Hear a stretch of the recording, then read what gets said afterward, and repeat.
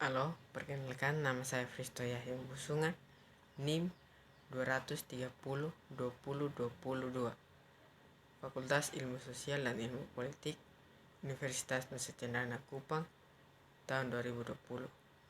Tujuan saya membuat video ini untuk memenuhi tugas pengantar sosiologi.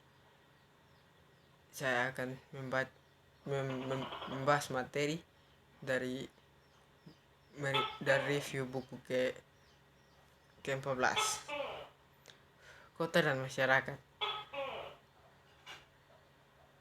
Kota dan Masyarakat adalah tajuk utama di Daily News New York sehari setelah pidato Presiden Gerald Ford tahun 1975 yang menolak membantu kota yang hampir bangkrut itu dengan jaminan pinjaman. Meskipun masalah sosial dan ekonominya sangat parah, New York tidak sendirian dalam keadaan yang menyedihkan. Kota-kota di Amerika Serikat, Inggris Raya, dan negara industri lainnya mulai menghadapi masalah besar pada tahun 1970-an yang disebabkan oleh perubahan ekonomi di seluruh dunia. Dalam volume ini, kami mengeksplorasi perubahan global yang sedang berlangsung ini, dampaknya terhadap kota dan tanggapan oleh pembuatan kebijakan. Bacaan dalam buku ini dibagi menjadi 4 bagian yang mengeksplorasi 4 pendekatan utama ke kota, yaitu yang pertama, membahas perspektif teoritis dan argumentasi di antara para sarjana perkotaan. 2. Mengeksplorasi dampak ekonomi global terhadap kota. Ketiga, menjelaskan perubahan ekonomi perkotaan dan dampak terhadap berbagai kelompok masyarakat. Yang keempat, menjelaskan beberapa masalah utama dan pilihan kebijakan publik. Yang berikutnya, perspektif teoritis terkini tentang kota masyarakat. Selama 30 tahun terakhir, pemahaman sosiologi kita tentang kota telah mengalami perubahan besar sejak awal sosiologi perkotaan hingga tahun 1970-an. Paradigma semut atau cara pemahaman yang dominan dalam penelitian perkotaan adalah teori ekologi manusia.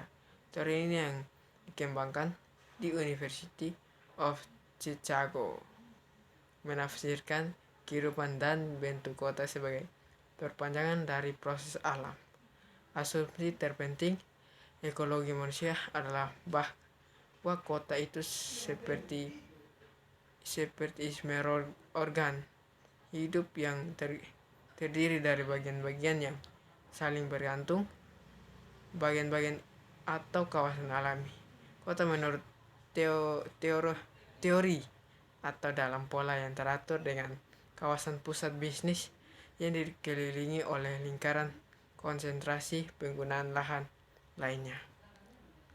Yang berikutnya, kemunculan ekonomi politik. Pada tahun 1970-an, beberapa sosiologi Prancis mengalihkan perhatian mereka ke studi perkotaan, dan beberapa dari karya awal ini diterjemah untuk audiens yang berbahasa Inggris. Sosiologi Prancis mencoba memahami hubungan antara estat, pasar nyata, pemerintah dan kebijakan sosial yang mengakibatkan pergolakan besar di perkotaan. Sumber inovasi lain adalah karya ahli geografi dan sosiologi Inggris yang studinya membantu menafsirkan kembali masalah perkotaan. Tulisan baru ini memicu serangkaian konferensi dan publikasi yang mempertemukan prasarjana seputar legenda, penelitian bersama, dan perspektif teoritis yang dikenal sebagai ekonomi politik. Munculnya pendekatan politik ekonomi di Amerika Serikat mungkin dapat dimulai tahun 1976 ketika Harvey Milk menerbitkan artikel yang dimulai koleksi ini kota sebagai mesin pertumbuhan menuju ekonomi politik tempat kemunculan sang simbolis karena jurnal di mana ia juga The American Journal of Sociology didirikan oleh manusia yang berbasis di Universitas of Chicago, ahli teori ekologi, sementara Motolog menggunakan ekonomi politik untuk menjelaskan pertumbuhan perkotaan. Sejumlah sarjana lain menggunakan ekonomi politik untuk menjelaskan penurunan populasi, perkotaan, pembangunan kembali kota, masih adanya kemiskinan dan ketidaksetaraan rasial. Yang berikutnya, gender dan penelitian. Perkotaan, sosiologi perkotaan secara tradisional melihat kota melalui lensa ras, etnis, dan kelas sosial. Sampai tahun 1980-an, mereka jarang membahas atau mempelajari cara-cara di mana pria dan wanita menjalani kehidupan yang berbeda atau mengalami realitas yang berbeda. Studi awal gender terutama yang berasal dari geografi feminis di Inggris Raya dan Kanada menyelidiki perbedaan empiris dalam keseharian kedua jenis kelamin mereka. Mereka fokus pada isu-isu seperti kebutuhan perumahan, lokasi kerja, transportasi, kesempatan, rekreasi, pekerjaan rumah tangga tanpa upah, dan keterlibatan masyarakat.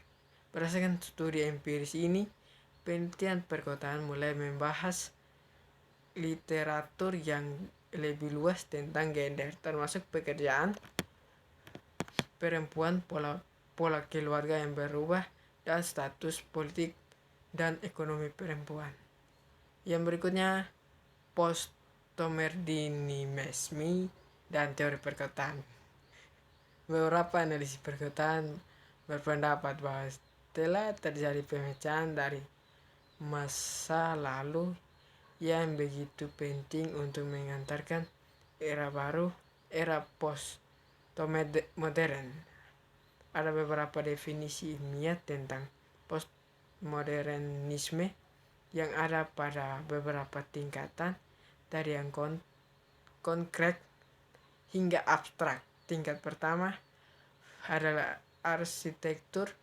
Postmodernisme adalah praktik pencampuran sejumlah gaya arsitektur yang berbeda dalam satu bangunan. Pada tahun 1980-an, gaya eklektik ini sebagian besar menggantikan gaya modernisasi dari kota kaca dan baja sederhana. Tingkat kedua adalah kota itu sendiri.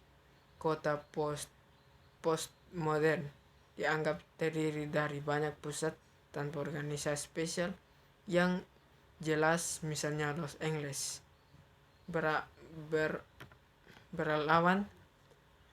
berlawanan dengan kota industri modern dengan distrik bisnis, pusat, dan pinggiran kota sekitarnya, misalnya Chicago.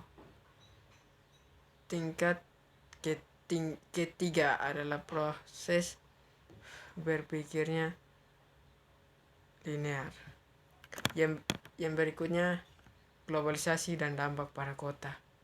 Globalisasi ekonomi adalah salah satu perkembangan utama yang mempengaruhi kota-kota dalam 3 dekade terakhir. Globalisasi ekonomi telah melemahkan atau menghilangkan hambatan arus informasi, barang, uang, dan orang-orang melintas batas-batas negara.